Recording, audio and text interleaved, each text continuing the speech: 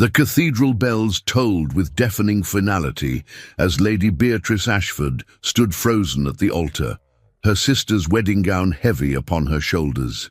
Moments earlier, Lady Catherine had fled through the vestry door, leaving behind only a tear-stained note and the wreckage of a political alliance years in the making.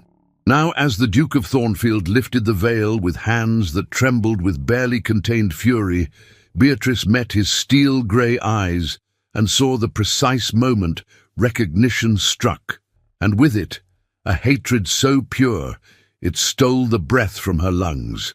"You," he whispered, his voice a blade wrapped in silk, and in that single word, she understood. She had not merely married a stranger, she had wed her family's greatest enemy. If you're listening to this story, don't forget to click the like button, subscribe to the channel, and tell me in the comments from which part of the world you're listening to this story. I want to know how far it has traveled. The morning light filtered through the tall windows of Ashford Manor, with the pale, hesitant quality peculiar to early spring in the English countryside. Lady Beatrice Ashford sat at her writing desk in the drawing room, her pen hovering above a half-finished letter she had no intention of completing. Beyond the glass, the gardens stretched in geometric perfection, every hedge trimmed, every path swept, every rose bush pruned to within an inch of its life, beautiful certainly, but lifeless in its precision. Much like her existence, she thought, then immediately chastised herself for the melodrama. "Beatrice, darling, you're slouching again." Her mother's voice carried across the room with the particular sharpness reserved for correcting posture and other moral failings. Lady Ashford swept into the drawing room, her morning dress a confection of lavender silk that rustled with self-importance. "A lady of your station must maintain proper deportment at all times, especially now. Especially now." The words had become a refrain in recent months, repeated with increasing frequency as the date approached.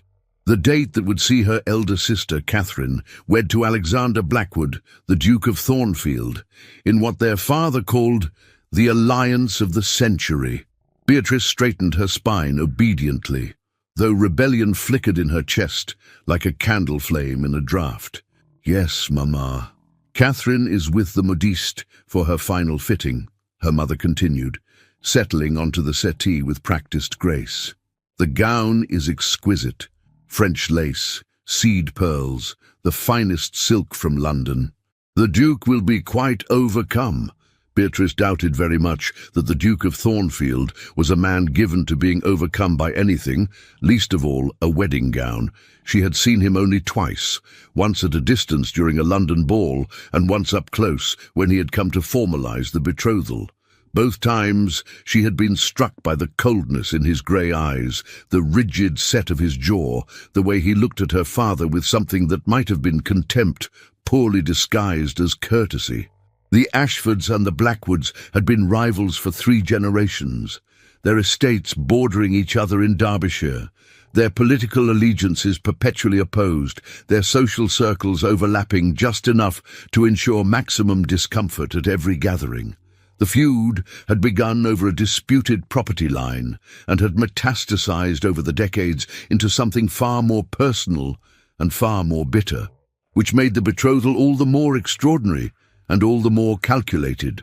"It is a great honor," her mother was saying, her voice taking on the dreamy quality she adopted when discussing matters of social advancement. "The Duchess of Thornfield. Catherine will be one of the most powerful women in England, and you, my dear, will benefit enormously from the connection. Why, I shouldn't be surprised if we secure a match for you with an earl at the very least." Beatrice's stomach tightened. She was 20 years old, 2 years younger than Catherine, and while her sister possessed the golden beauty and placid temperament that made her the ideal aristocratic bride, Beatrice had always been the difficult one. Too clever, too curious, too prone to asking questions that made dinner guests uncomfortable. Her father had once told her, not unkindly, that intelligence in a woman was like salt in a dessert. A little might enhance, but too much ruined the whole dish. She had stopped asking questions after that, at least aloud. "I'm sure Catherine will make a lovely duchess," Beatrice said carefully, returning her attention to her letter. It was addressed to her former governess, Miss Hartley, who had retired to Bath, and was the only person with whom Beatrice could correspond honestly, though even those letters required a certain degree of self-censorship. "Lovely?" Her mother's laugh was brittle. "She will be magnificent. The Duke is one of the wealthiest men in England, Beatrice.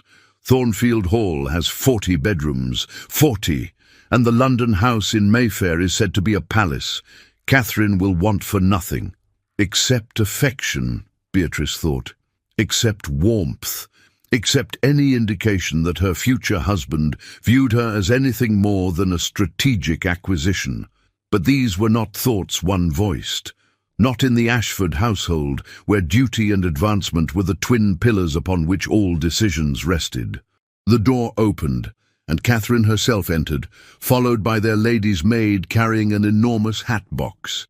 Beatrice's sister moved with the liquid grace of someone who had never questioned her place in the world, her blonde hair arranged in perfect ringlets, her complexion like porcelain. She was objectively beautiful, the sort of beauty that made men write terrible poetry and women feel inadequate. "The fitting went well?" their mother asked eagerly. Catherine's smile was serene, practiced. "Perfectly, Mama. Madame Rousseau says it's her finest work." But there was something in her eyes, a flicker of something Beatrice couldn't quite identify. Anxiety? Fear? It vanished so quickly she might have imagined it. "Wonderful. Only 3 more days, my darling. 3 more days until you become a duchess." Lady Ashford rose, kissing Catherine's cheek with unusual tenderness. "I must speak with Cook about the wedding breakfast. Beatrice, do try to accomplish something useful today. Perhaps you might practice your pianoforte. Your playing has grown quite rusty." When their mother had departed in a rustle of silk, Catherine sank onto the chair opposite Beatrice's desk, her perfect posture finally relaxing. For a moment, she looked very young and very tired. "Are you well?" Beatrice asked quietly. Catherine's laugh was hollow.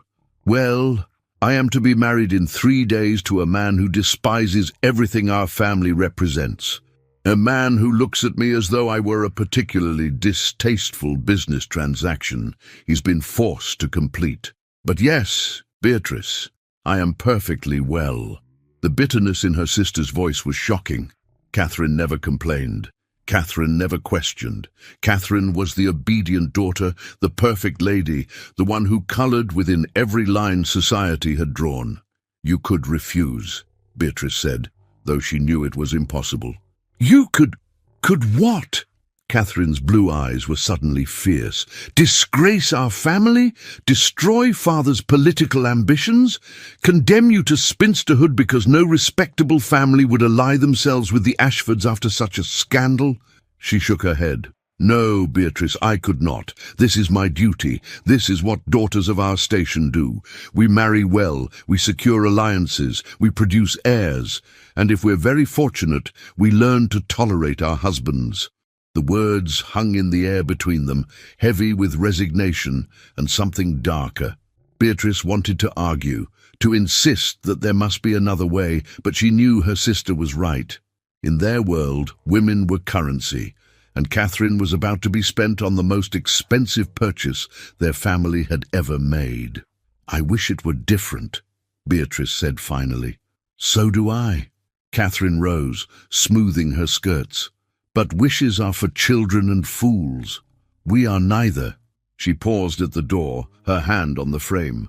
"The Duke arrives tomorrow for the final preparations. Father expects us both at dinner. Do wear the blue silk. It brings out your eyes."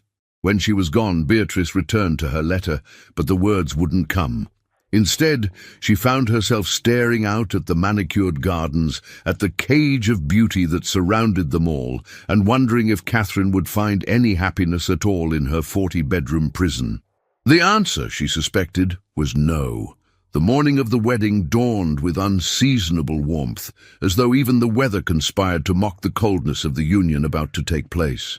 St. Michael's Cathedral stood resplendent in the heart of London, its Gothic spires piercing a cloudless sky. its doors thrown open to receive the cream of English society. Carriages lined the streets for half a mile in each direction, their occupants eager to witness the impossible. An Ashford marrying a Blackwood, two great families united at last. Inside the bride's chamber at Ashford House, chaos reigned beneath a veneer of silk and lace. "She's gone," the lady's maid whispered, her face pale as death. "Lady Catherine is gone." Beatrice stood frozen, her bridesmaid's gown of pale rose silk suddenly feeling like a shroud. In her hand, she clutched the note her sister had pressed into her palm not 10 minutes earlier, when everyone else had been distracted by a supposed issue with the veil. The paper trembled as she read it again, though she had already memorized every desperate word. "Dearest B, forgive me, I cannot do this. I cannot marry a man who looks at me with such contempt, who sees me only as a means to humiliate our father, who has made it abundantly clear that this marriage is his revenge for every slight our families have exchanged. I am fleeing to Aunt Agatha in Edinburgh. She will shelter me. Tell them I am a coward if you must, but know that I would rather be a coward than spend my life as a trophy of war. I love you. Forgive me. See." What do you mean, gone?" Lady Ashford's voice rose to a pitch that made the crystal chandelier tremble. "The ceremony begins in 20 minutes. The Duke is already at the cathedral. The Archbishop himself is presiding." The maid wrung her hands.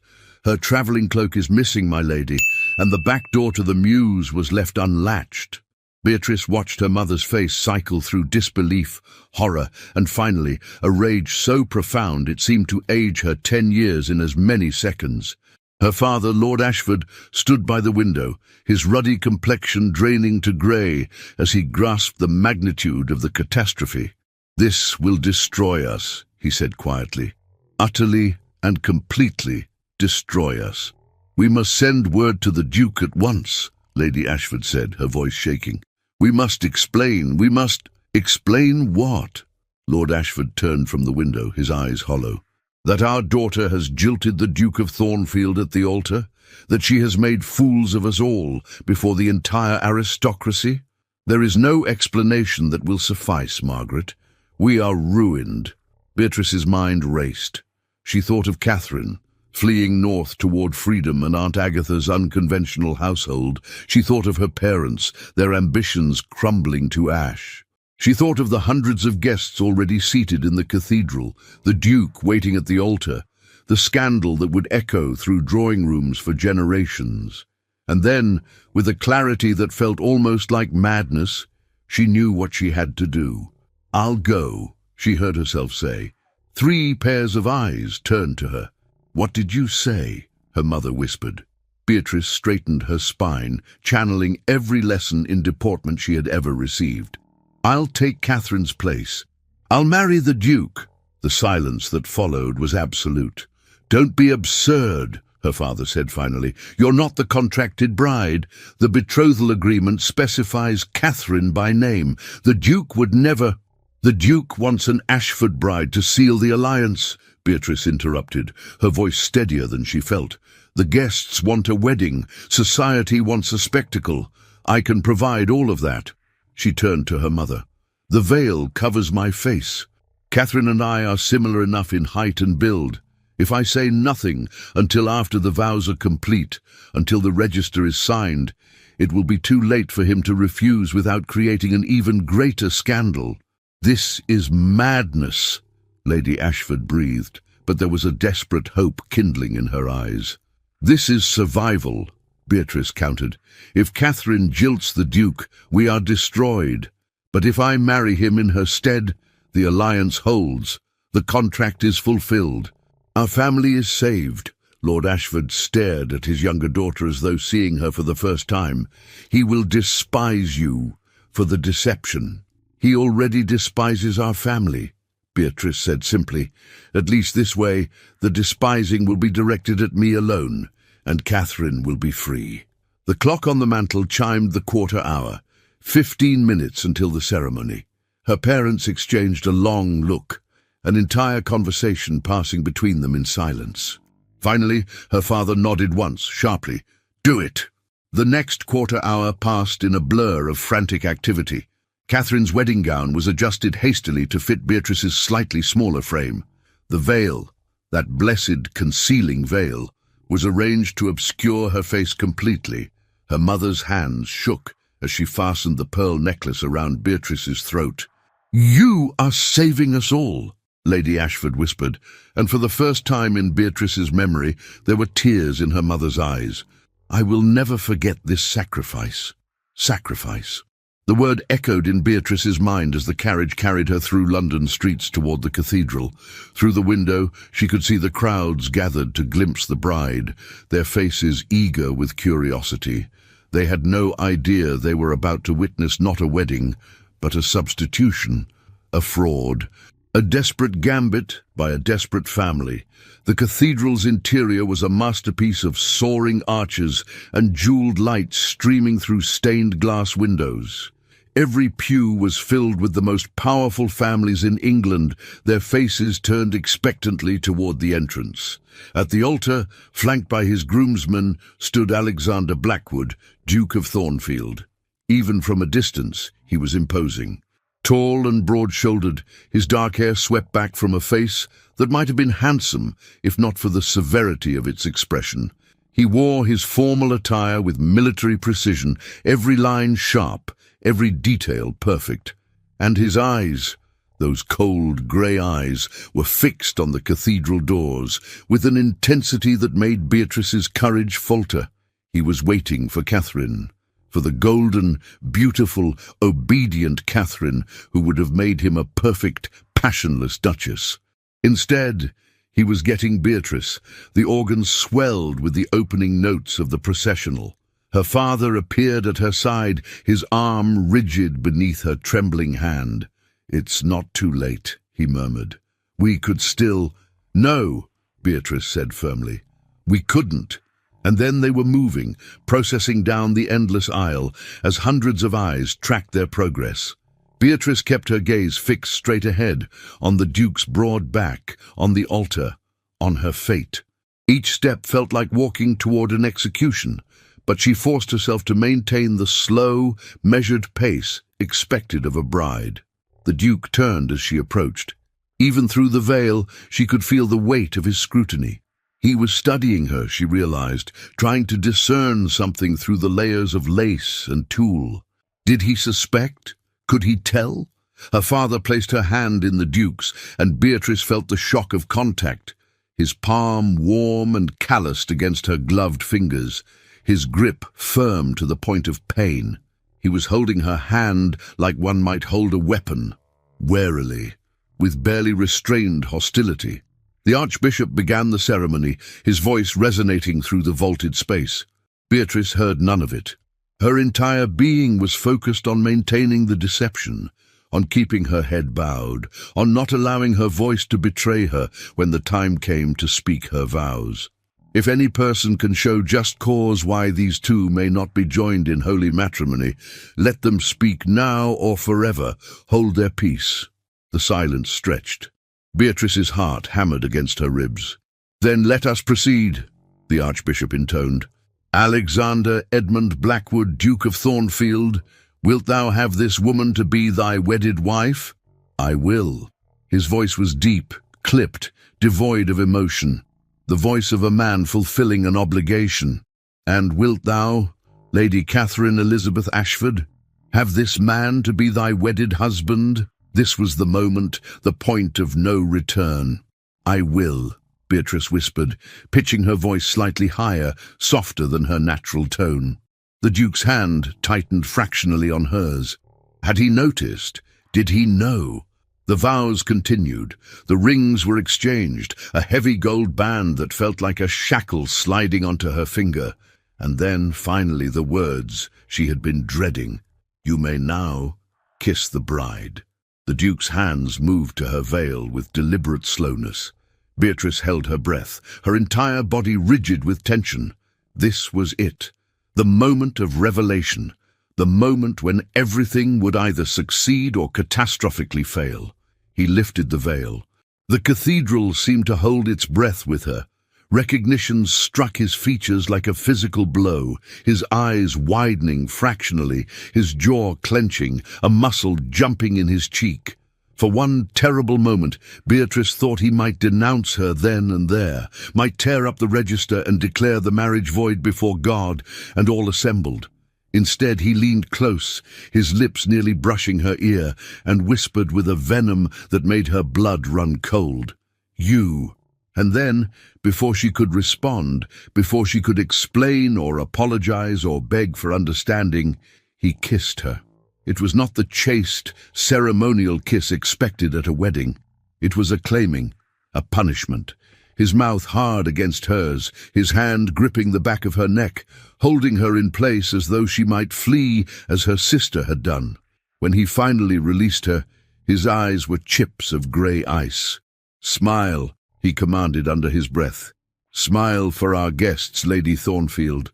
You've gotten what you wanted. Now play your part." Beatrice smiled. It felt like her face might crack from the effort. The organ thundered triumphantly as they processed back down the aisle, now husband and wife, duke and duchess, bound together by vows and deception, and a hatred so palpable she could taste it like copper on her tongue. In the vestry, as soon as the door closed behind them and they were momentarily alone, the duke released her arm as though she burned him. "Where is she?" he demanded. "Where is Catherine?" "Gone," Beatrice said, lifting her chin. "She couldn't go through with it, so I took her place." "You took her place." He laughed, but there was no humor in it. "You deceived me. You made a mockery of this ceremony, of these vows, of—" He broke off, his hands clenching into fists at his sides. "Do you have any idea what you've done?" "I've saved my family from ruin," Beatrice said, surprised by the steadiness of her own voice. "And I've fulfilled the terms of your betrothal contract. You wanted an Ashford bride. You have one. I wanted Catherine." The words shouldn't have stung. She had known, of course, that he had no interest in her personally, but hearing it stated so baldly with such contempt felt like a slap.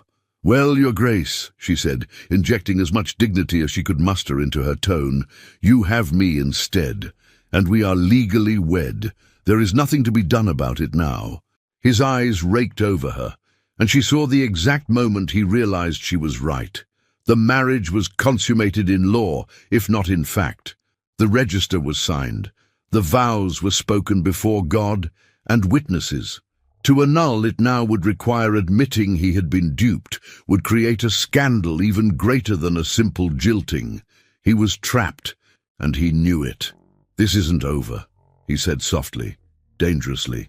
"You may have won this battle through trickery and deceit, but I promise you, Lady Thornfield, you will regret this deception for the rest of your life." Before Beatrice could respond, the vestry door opened and the wedding party flooded in, all congratulations and champagne, and she was swept away into the nightmare of the wedding breakfast, where she smiled until her face ached and accepted congratulations for a marriage that had been doomed before it even began. Thornfield Hall rose from the Derbyshire landscape like a monument to power and old money, all grey stone and mullioned windows, surrounded by parkland that stretched to the horizon. Beatrice had seen it from a distance all her life, the great rival estate that bordered her family's lands, but she had never imagined she would enter it as its mistress. The journey from London had been conducted in absolute silence. The Duke had ridden alongside the carriage rather than within it, leaving Beatrice alone with her thoughts and her lady's maid, who kept her eyes downcast and her hands folded, as though afraid to acknowledge the tension that crackled in the air like an approaching storm. When they arrived, the household staff assembled in the entrance hall with military precision. The butler, a silver-haired man named Pemberton, welcomed her with impeccable courtesy that didn't quite reach his eyes. The housekeeper, Mrs. Daventry, curtsied with the barest minimum of respect. They knew. Somehow they all knew that she was not the bride their master had expected. "Show the Duchess to her chambers," the Duke said coldly, not looking at Beatrice. "I will be in my study. I am not to be disturbed." He strode away without another word, his boots echoing on the marble floor, leaving Beatrice standing in the cavernous hall feeling very small and very alone. Her chambers were magnificent and utterly impersonal, all cream silk and gilt furniture, with windows overlooking the formal gardens. A connecting door led to the Duke's apartments, she noted with a mixture of relief and apprehension. It was firmly closed. Locked, perhaps. That first night she dined alone in her rooms, and the second night, and the third. The Duke, it seemed, had no intention of acknowledging her existence beyond what was absolutely necessary. He took his meals in his study, rode out early each morning to inspect his estates, and returned late each evening, always careful to avoid any corridor she might occupy. It was, Beatrice realized, a form of punishment.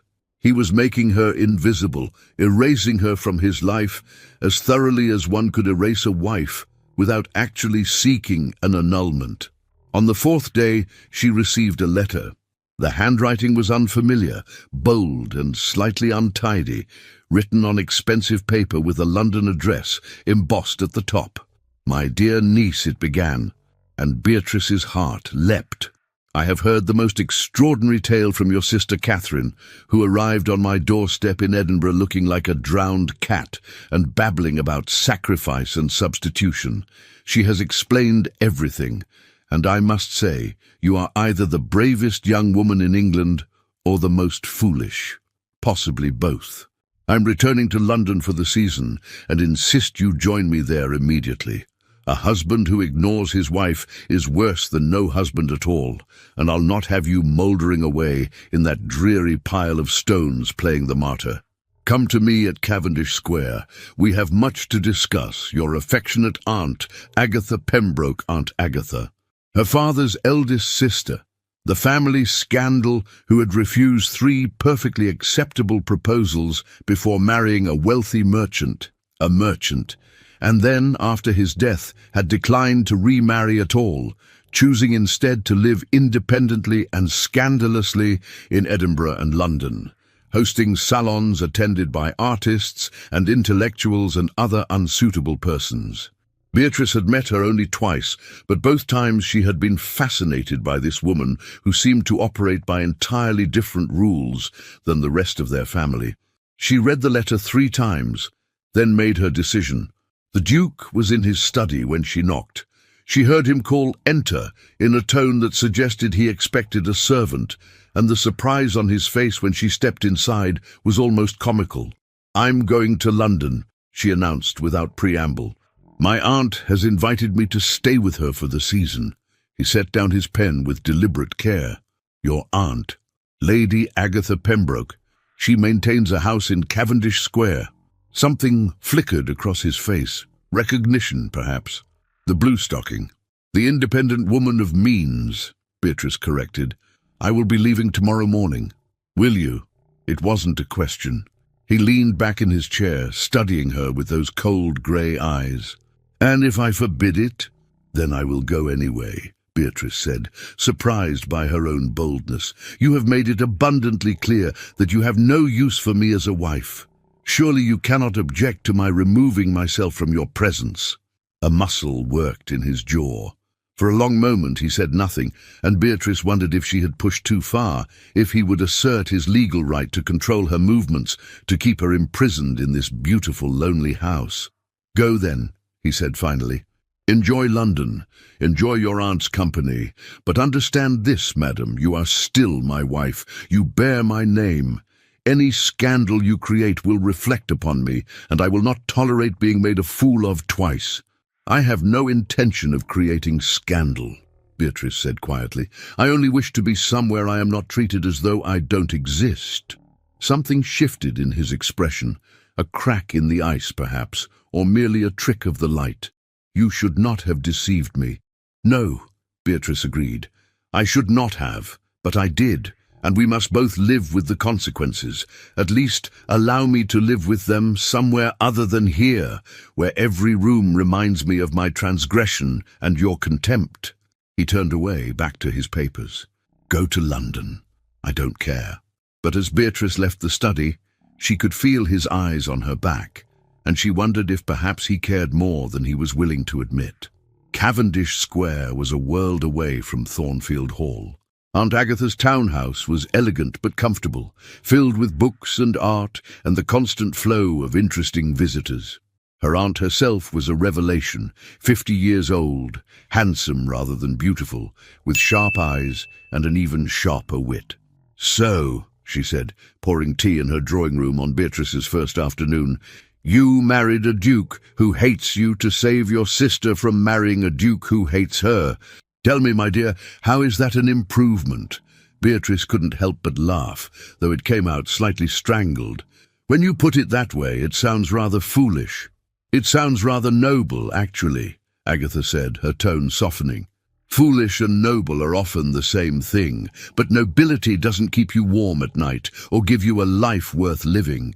What do you intend to do now?" "I don't know," Beatrice admitted. "I hadn't thought beyond the wedding itself." "Then it's time to start thinking." Agatha set down her teacup with a decisive clink. "You are a duchess, my dear, one of the most powerful women in England, whether your husband acknowledges you or not. You have wealth, position, and, if you'll forgive my saying so, a mind that's been wasted on watercolors and embroidery. It's time to use it." Over the following weeks, Aunt Agatha became the mentor Beatrice hadn't known she needed.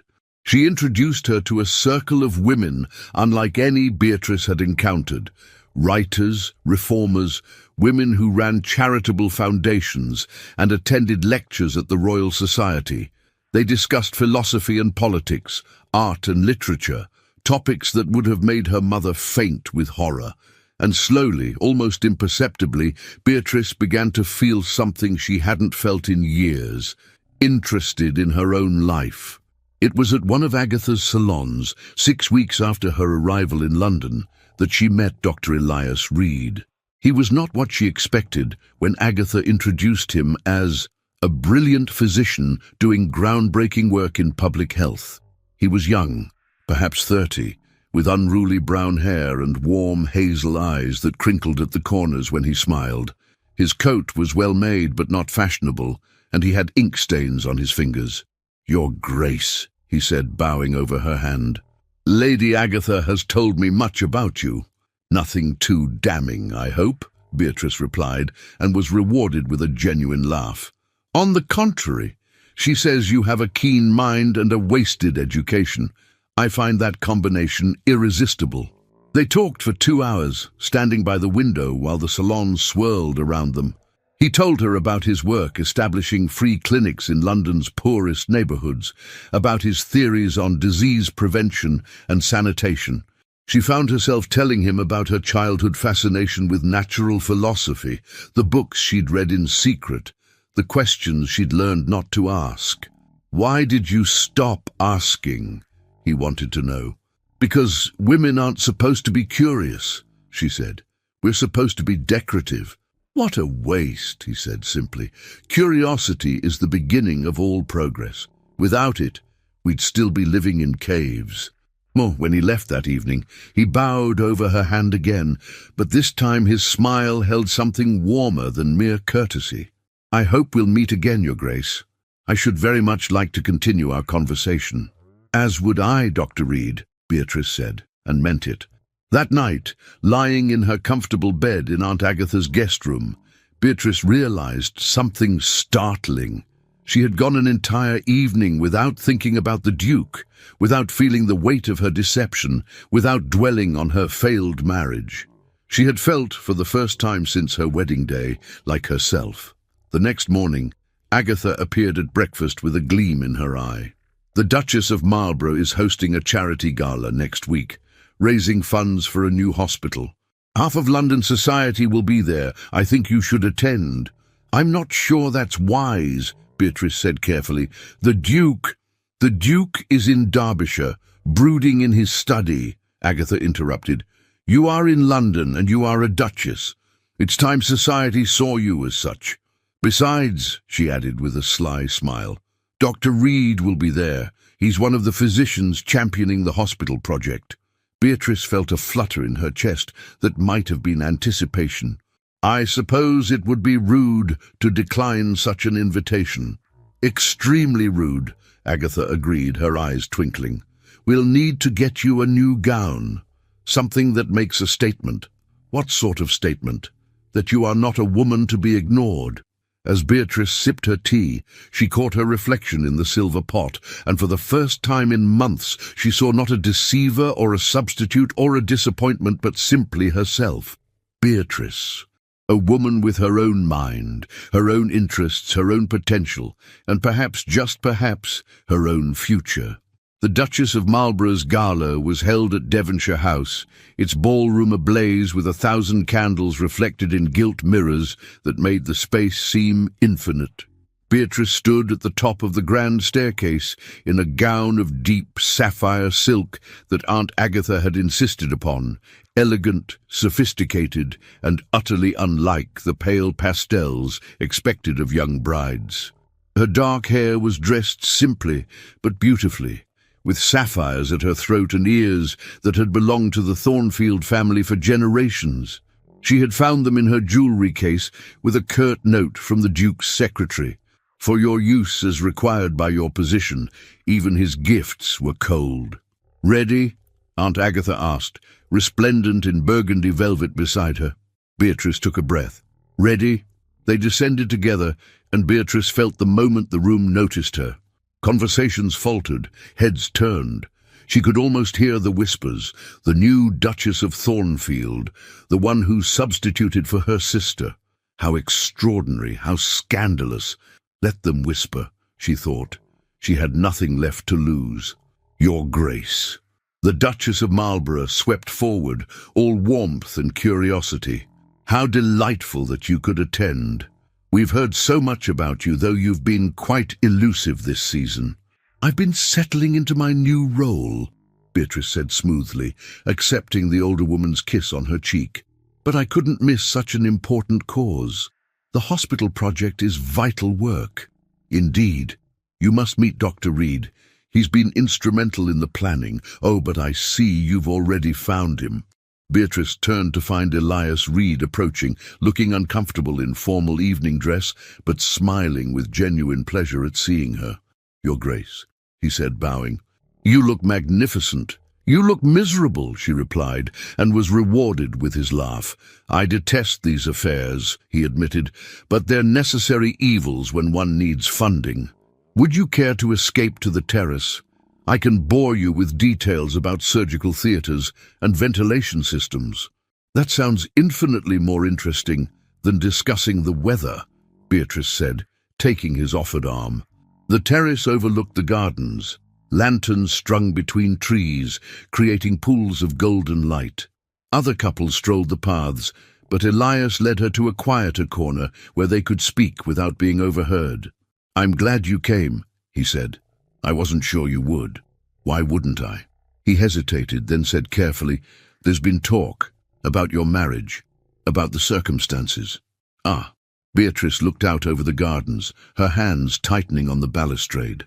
Yes, I imagine there has been. I don't care about gossip, Elias said firmly.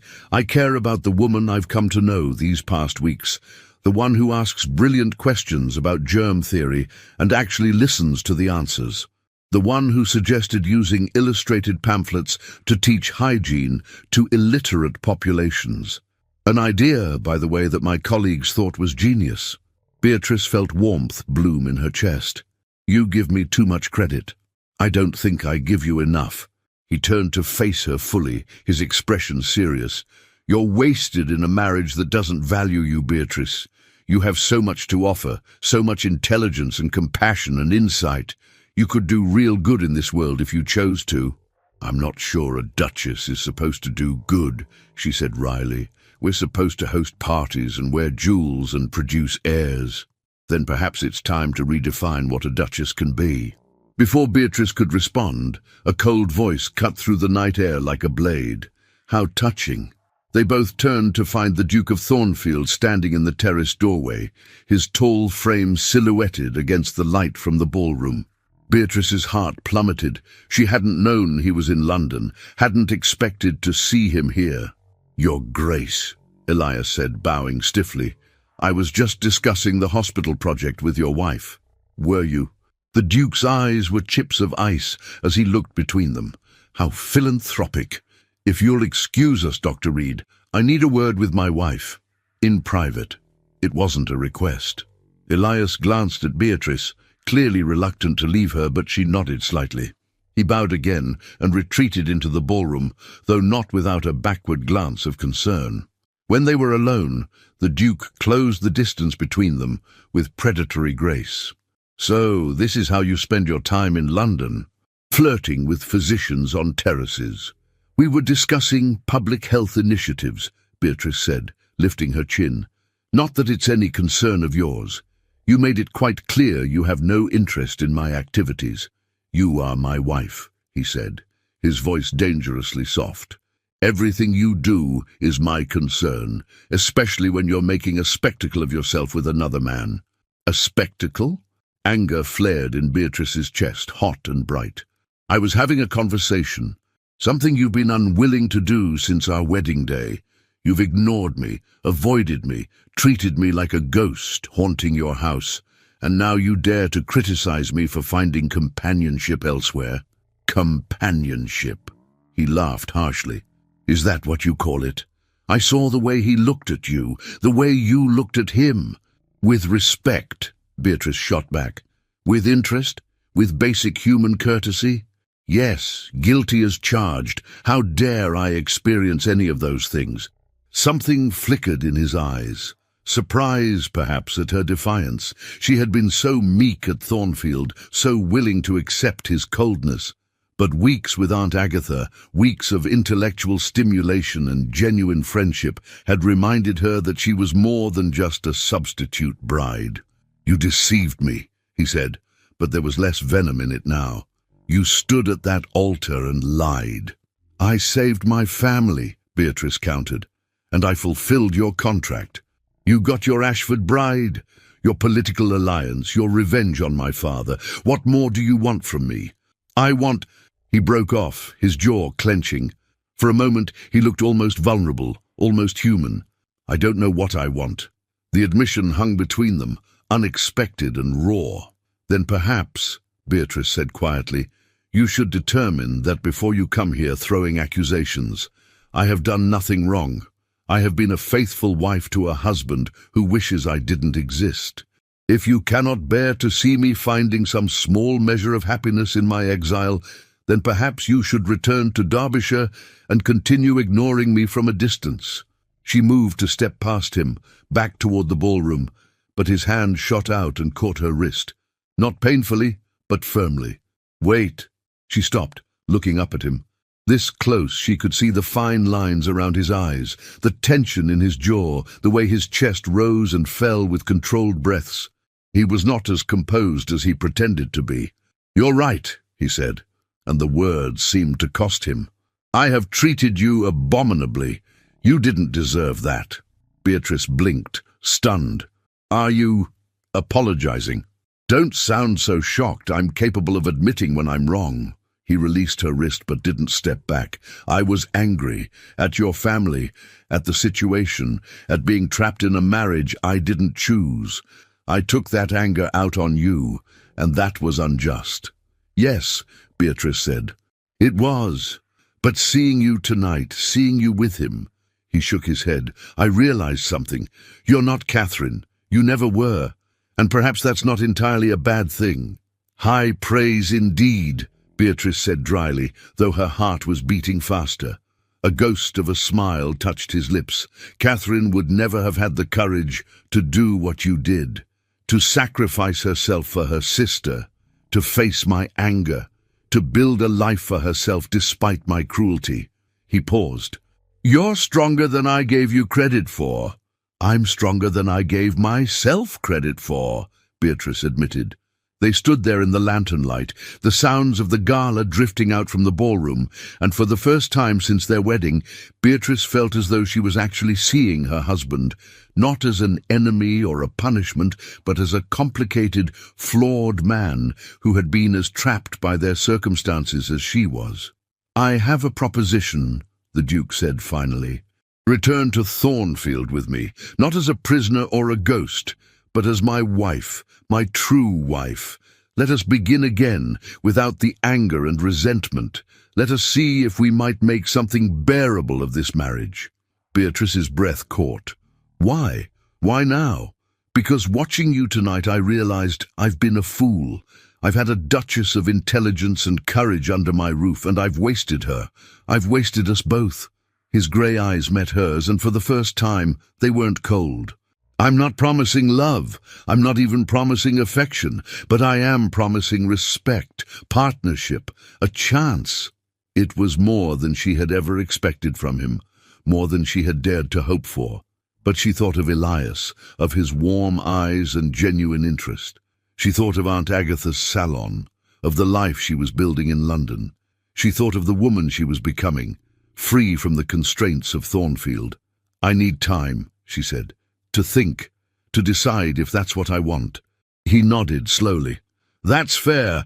I'll be staying at Thornfield House in Mayfair for the next week. If you decide you're willing to try, come to me there. If not—" He stepped back, his expression carefully neutral.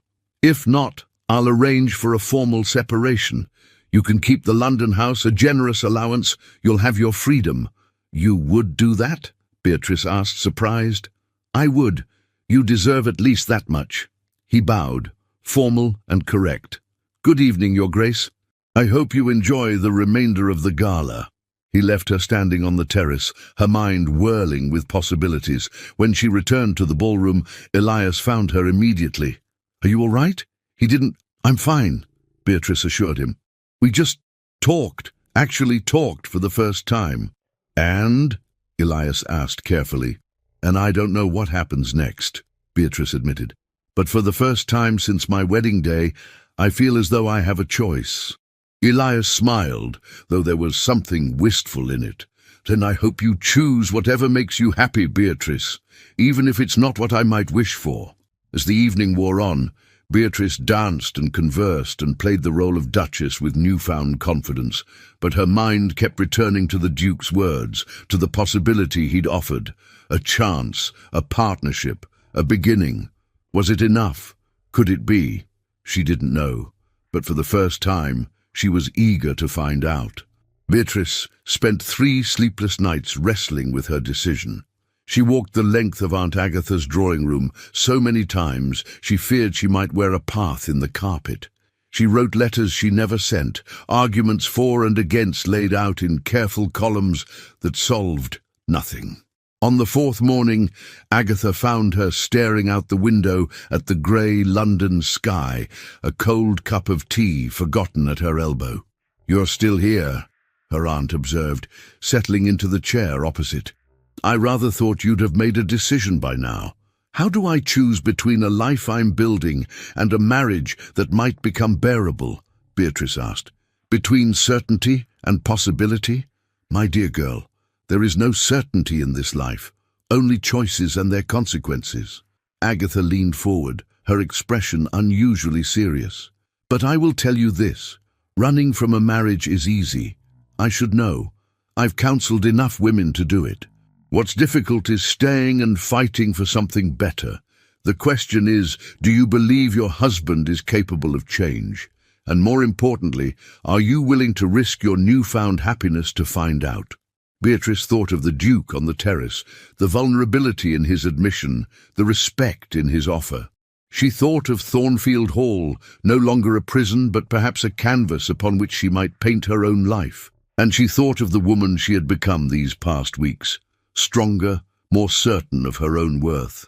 That woman, she realized, was not afraid of a challenge. "I think," she said slowly, "that I would regret not trying." Agatha smiled. "Then go to him. But go as yourself, Beatrice, not as a substitute for Catherine, not as a meek and apologetic bride, but as the Duchess of Thornfield in your own right. Make him meet you as an equal, or don't meet him at all." Thornfield House in Mayfair was smaller than the Derbyshire estate, but no less imposing.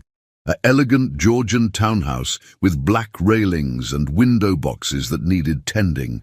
Beatrice arrived in the afternoon, her heart hammering against her ribs as Pemberton opened the door.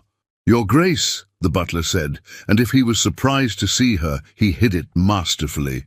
"His Grace is in the library. Shall I announce you?" "No," Beatrice said, surprising herself. "I'll announce myself." She found him standing by the window, much as she had been that morning, staring out at nothing. He had removed his coat, his shirt sleeves rolled to his elbows, in a gesture of informality she had never seen from him. It made him look younger, less formidable. "I've decided," she said from the doorway. He turned, and she saw hope flash across his face before he schooled it into neutrality. "And? I'll return to Thornfield. I'll try to make this marriage work." She stepped into the room, her spine straight, her voice steady, but on certain conditions. His eyebrows rose. "Conditions?" "I am not Catherine," Beatrice said firmly. "I will never be the placid, decorative wife you might have wanted. I have interests beyond embroidery and watercolors. I want to be involved in the management of the estates. I want to establish a school for the tenants' children. I want to continue my association with Dr. Reed's hospital project as a patroness and fundraiser, nothing more," she added quickly, seeing his expression darken. "I want a marriage of partnership, not ownership. And I want your word that you will treat me with respect, even when we disagree." The Duke was silent for a long moment, studying her with those grey eyes that seemed to see more than she was comfortable revealing. Then slowly he crossed the room until he stood before her. "You've changed," he said. "In just these few weeks, you've become someone different." "No," Beatrice corrected. "I've become myself, perhaps for the first time." "I like it," he said simply. "And yes, to all of your conditions, I agree." Relief and trepidation warred in Beatrice's chest. "Just like that? Just like that?" He held out his hand. "Shall we begin again then, properly this time?" Beatrice placed her hand in his, feeling the warmth of his palm, the strength in his fingers. "Alexander," she said, testing his given name for the first time. "Beatrice," he replied, and something in the way he said it, with attention, with intention, made her breath catch. The journey back to Derbyshire was different from the first. They travelled together in the carriage, and though the conversation was stilted at first, gradually they began to talk. He told her about the estates, the challenges of managing so much land and so many tenants. She told him about her ideas for the school, about what she had learned from Elias about public health and education. "You're passionate about this," Alexander observed, watching her face animate as she spoke. "I am," Beatrice admitted. "For so long I was told my thoughts didn't matter, that my interests were inappropriate. But they do matter, and I want to use my position to make a difference." "Then you shall," he said. "I meant what I said about partnership. Your ideas are sound. We'll implement them." When they arrived at Thornfield Hall, the staff assembled as before, but this time Alexander kept her hand in his as they entered. "Mrs. Daventry," he said to the housekeeper, "Her Grace will be taking an active role in the household management. Please arrange a meeting tomorrow morning to review the accounts and discuss any concerns." The housekeeper's eyes widened fractionally, but she curtsied. "Of course, Your Grace." That evening, they dined together for the first time, not in the formal dining room, but in the smaller family parlour, with only 2 footmen attending. The conversation flowed more easily now, touching on books they had read, places they had travelled, opinions on everything from agricultural reform to the latest political scandals. "I didn't know you were interested in politics," Beatrice said, surprised by his progressive views on certain reforms. "There's a great deal we don't know about each other," Alexander replied. "I propose we remedy that." After dinner, he walked her to her chambers. At the door he paused, and Beatrice felt her pulse quicken. But he merely raised her hand to his lips, pressing a kiss to her knuckles that was far more intimate than their wedding kiss had been. "Good night, Beatrice," he said softly. "Thank you for giving us this chance." "Good night, Alexander," she whispered. The weeks that followed were a revelation. They fell into a routine of breakfasting together, discussing estate business, riding out to visit tenants. Alexander was true to his word. He listened to her ideas, implemented her suggestions, treated her as a partner rather than an ornament. The school project moved forward rapidly. They converted an unused building on the estate, hired 2 teachers, and opened enrollment to all tenant children, regardless of their parents' ability to pay. On opening day, Beatrice stood beside Alexander as 23 children filed in, their faces bright with curiosity and hope. "You did this," Alexander murmured. "This is your vision made real." "We did this," Beatrice corrected, and felt his hand find hers, their fingers intertwining. It was during a visit to the village that they encountered Charlotte Ashford, Beatrice's cousin, who had been Catherine's closest friend and had always treated Beatrice with thinly veiled condescension. She was shopping with her mother when she spotted them, and her expression cycled through shock, disdain, and something that might have been envy. "Cousin Beatrice," she said, her voice dripping with false sweetness. "How surprising to see you here. I had heard you were quite miserable in your marriage, that the Duke could barely stand to look at you." Beatrice felt Alexander stiffen beside her, but she squeezed his hand gently and smiled at Charlotte with genuine warmth. "How kind of you to be concerned, Charlotte, but as you can see, the rumors were greatly exaggerated. I'm quite content." "Content," Charlotte repeated, her eyes narrowing. "How modest. I suppose one must adjust one's expectations when one traps a husband through deception." "Charlotte," her mother hissed, mortified, but Alexander stepped forward, his voice cold as winter frost. "I would advise you to guard your tongue, Miss Ashford. You are speaking to the Duchess of Thornfield, and I will not tolerate disrespect toward my wife. Whatever the circumstances of our marriage, Beatrice has proven herself to be everything a duchess should be: intelligent, compassionate, and far more gracious than you deserve." Charlotte's face flushed scarlet. She curtsied stiffly and hurried away, her mother apologizing profusely as they departed. When they were alone, Beatrice turned to Alexander, her eyes bright. "You defended me." Of course I did," he said, looking puzzled. "You're my wife." "No," Beatrice said softly. "You defended me because you meant it, because you believe it." Understanding dawned in his eyes. "Yes," he said, "I do." That night, the connecting door between their chambers opened for the first time. Alexander stood in the doorway, uncertain in a way she had never seen him. "May I come in?" he asked. Beatrice's heart raced, but she nodded. He crossed to where she sat by the fire, still in her dressing gown, and knelt beside her chair. "I know this marriage began badly," he said. "I know I gave you every reason to hate me. But these past weeks, getting to know you, working beside you, Beatrice, you've become important to me, more important than I ever expected." "You've become important to me as well," she admitted.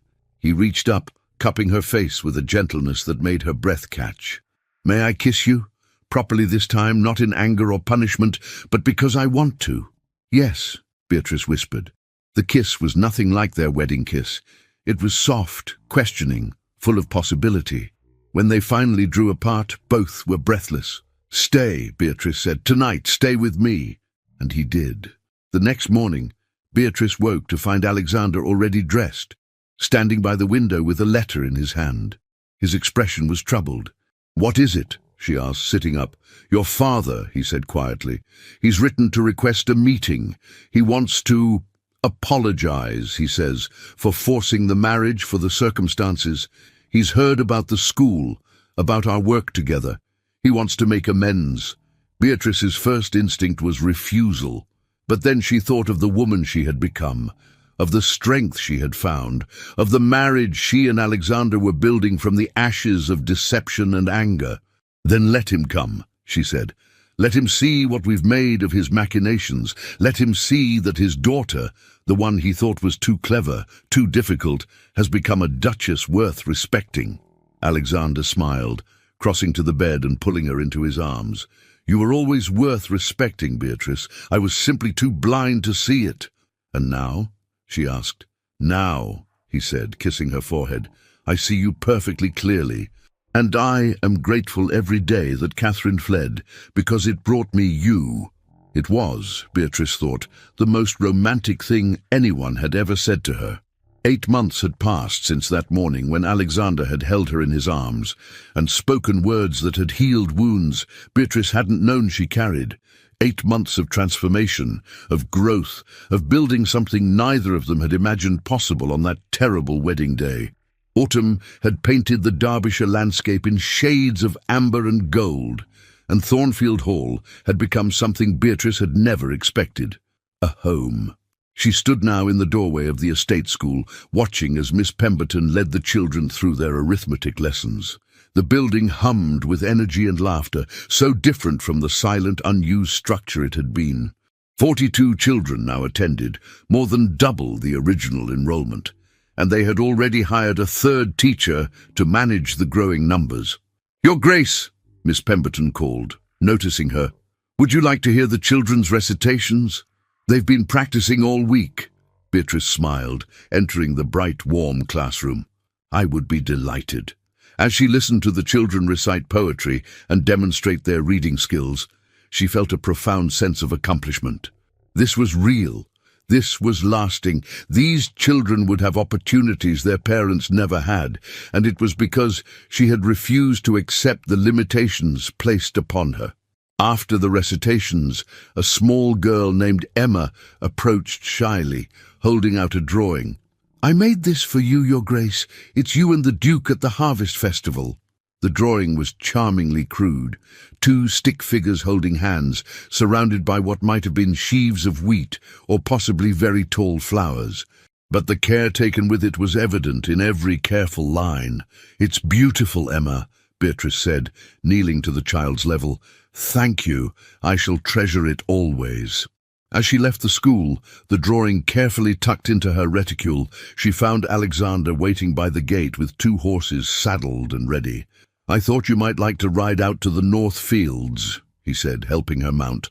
"The new drainage system is complete, and I want your opinion on the results." This too had become their pattern: consulting each other, valuing each other's perspectives, working together as true partners. The estate had flourished under their joint management, and the tenants had begun to look at Beatrice not as the substitute duchess, but as their duchess in truth.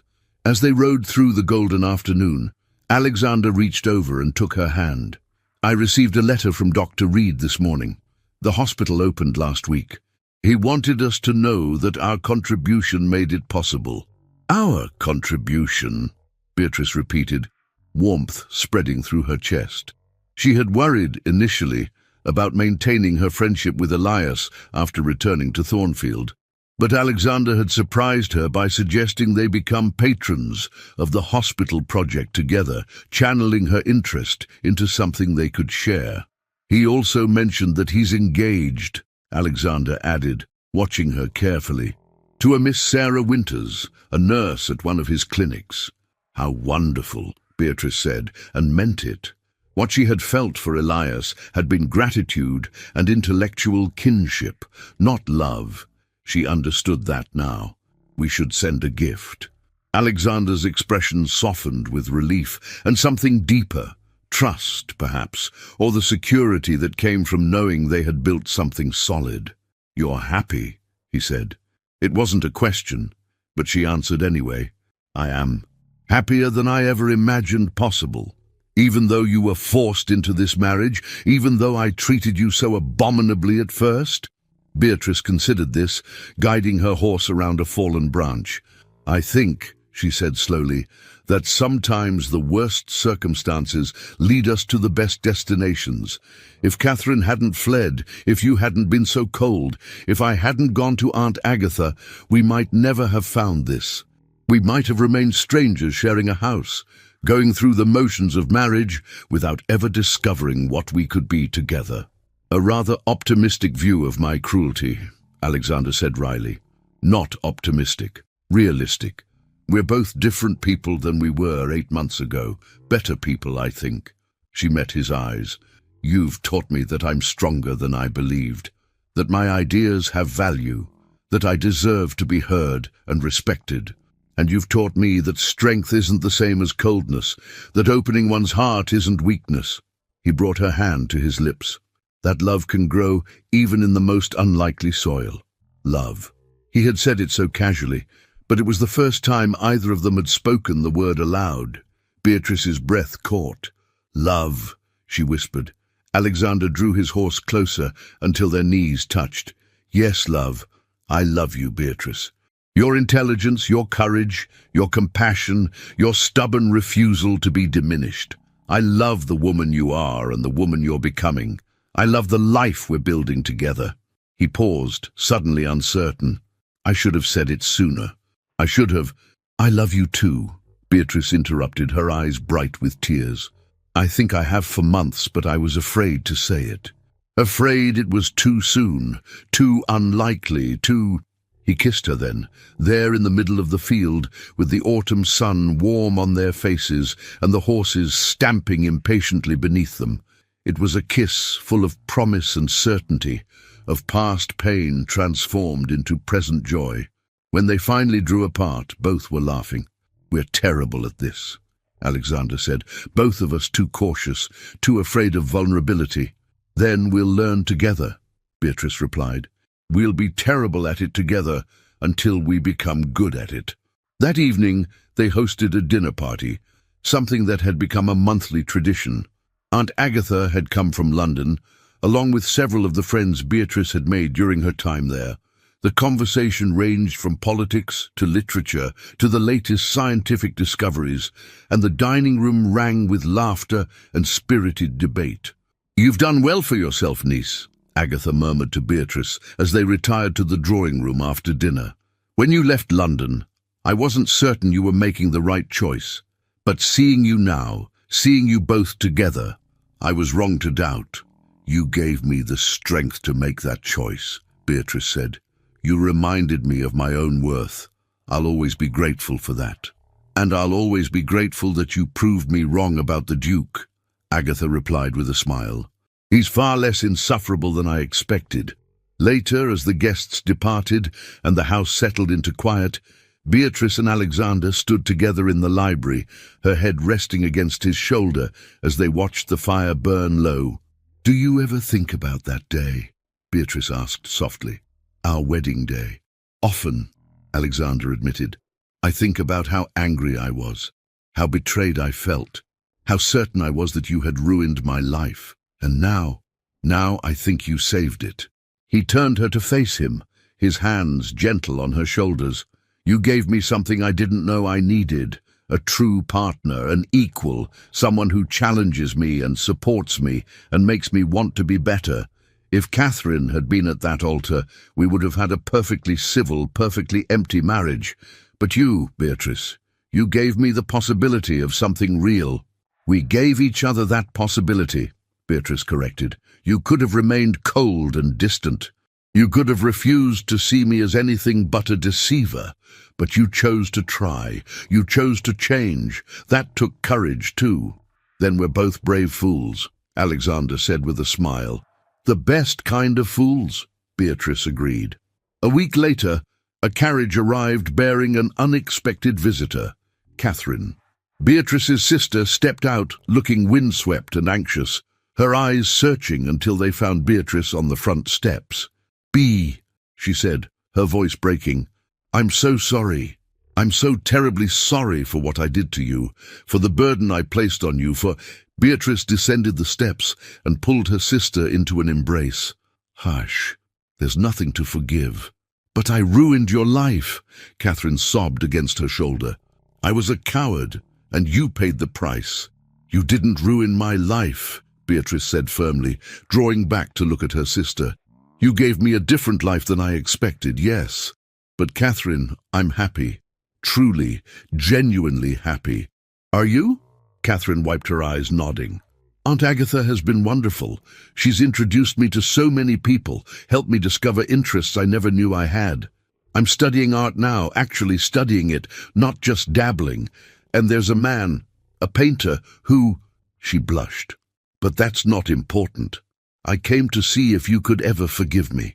"There's nothing to forgive," Beatrice repeated. You made a choice that was right for you. And inadvertently you made a choice that was right for me too. I won't pretend the beginning wasn't difficult, but Catherine, I wouldn't change it now, not for anything. Alexander appeared in the doorway, and Catherine stiffened, clearly expecting anger or recrimination. But he simply bowed and said, "Lady Catherine, welcome to Thornfield. Any sister of Beatrice's is welcome here." The relief on Catherine's face was palpable. Over tea in the drawing room, the three of them talked for hours, about the past, about the present, about the futures they were each building. And when Catherine finally departed, promising to visit again soon, Beatrice felt as though a final weight had been lifted. "You're extraordinary," Alexander said, watching the carriage disappear down the drive. "She abandoned you to a fate she couldn't face, and you harbor no resentment at all." "How could I?" Beatrice asked. "Her choice led me to you, led me to this life, led me to become the woman I was always meant to be." She took his hand, lacing their fingers together. "We're all exactly where we're supposed to be." As winter approached and the first snow began to fall over Derbyshire, Beatrice stood at the window of her sitting room, no longer a guest in these chambers, but their rightful occupant, and reflected on the extraordinary journey that had brought her here. She had taken her sister's vows to spare her, had wed a duke who had sworn to despise her family. She had been humiliated, ignored, and dismissed, but she had also discovered her own strength, found her own voice, and built a marriage based not on obligation or convenience, but on genuine partnership and love. The woman who had stood trembling at that altar 8 months ago would hardly recognize the woman she had become, confident, purposeful, beloved. Alexander entered, wrapping his arms around her from behind and resting his chin on her shoulder. "What are you thinking about?" "About blooming where you're planted," Beatrice said softly. "About how sometimes the soil that seems least promising produces the most beautiful flowers." "Poetic," he murmured against her hair. "And true." Outside, the snow continued to fall, blanketing Thornfield in white. But inside, in the warmth of their shared life, Beatrice had never felt more certain of anything. She was exactly where she belonged, with exactly the person she was meant to be with, living exactly the life she was meant to live. Not the life she had planned, not the life anyone had expected, but hers nonetheless, gloriously, perfectly, completely hers. Thank you for listening to this story. If you enjoyed it, please click the like button, subscribe to the channel, and share in the comments where in the world you're listening from. Your support means everything, and I'd love to know how far this tale of courage, transformation, and unexpected love has traveled. Until next time, may you all find the courage to bloom wherever you're planted.